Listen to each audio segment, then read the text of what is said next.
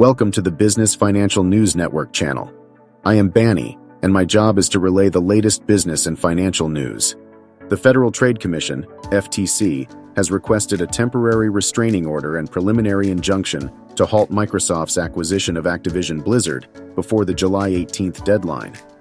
The FTC is concerned that Microsoft's ownership of Activision could lead to the withholding or degradation of Activision's games on competing platforms, impacting game quality, pricing, and content availability.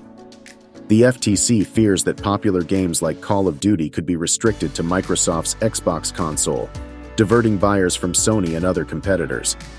If the merger were allowed to proceed before the case concludes, the FTC argues that reversing the situation would be challenging. The injunction request comes as the deadline for the deal approaches, with both the FTC hearing and an appeal to the UK's Competition and Markets Authority scheduled after July 18th. The European Commission has already approved the acquisition. Microsoft announced its plan to acquire Activision Blizzard for $68.7 billion in January 2022, aiming to complete the transaction by the end of June 2023. In case the deal falls through, Microsoft may have to pay a termination fee of up to $3 billion to Activision Blizzard. The FTC filed a lawsuit in December 2022 to block the acquisition, opting for an internal administrative proceeding.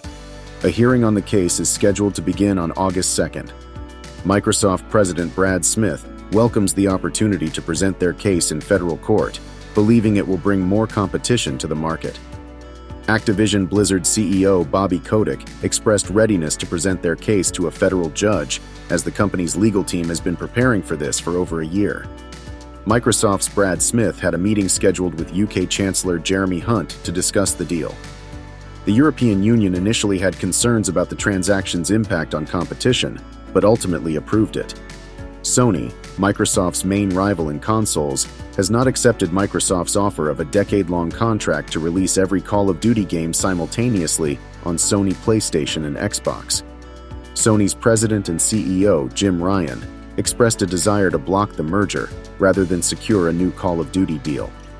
In other news, Oracle's shares rose by as much as 5% in after-hours trading following the company's announcement of better-than-expected fiscal fourth-quarter results and revenue guidance. In the quarter ending on May 31st, Oracle's revenue grew 17% year-over-year, reaching $3.32 billion in net income. CEO Safra Catz stated on a conference call that the company anticipates adjusted earnings of $1.12 to $1.16 per share, and 8% to 10% revenue growth in the fiscal first quarter.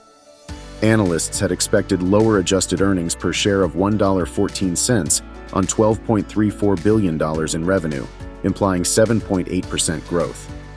Oracle's revenue from cloud services and license support, the main source of its revenue, increased by 23% to $9.37 billion.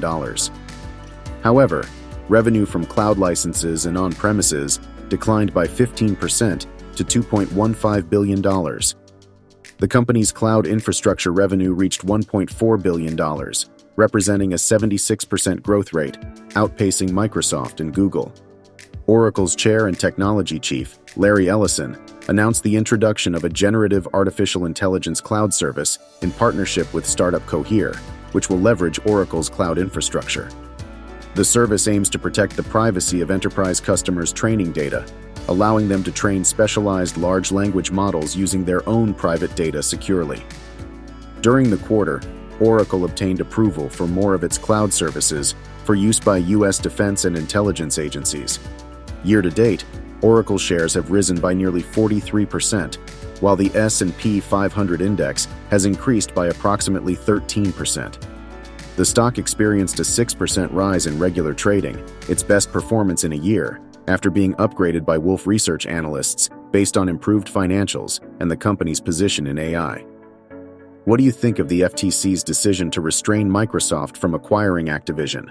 Do you think this decision is justified? Also, what do you think of Oracle's earnings report? Do you think their AI cloud infrastructure could drive growth for the long term? Let me know in the comments below. Let's get a discussion going. If you want to be updated on the latest business and financial news, hit that like, share, and subscribe button. Take care and have a great rest of your day.